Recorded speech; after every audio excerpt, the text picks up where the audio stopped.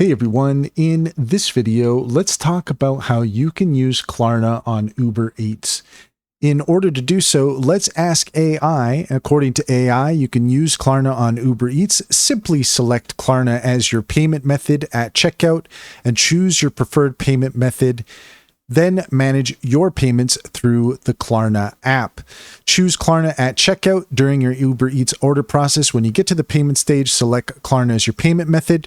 Select your payment option. Klarna will then present you with options like pay in full, pay in 4, pay in 30 days, or pay over time. Once you've placed your order, you can manage any remaining payments through the Klarna app. You will need a Klarna account to use their payment options. And that's all there is to it. If you found this video helpful, please leave a comment and like and subscribe, and don't forget to set your notifications for more helpful tips. Also, if you take a look in the description, you will find a link to our link tree where you will find our top AI recommendations with some amazing promotions for you to take advantage of.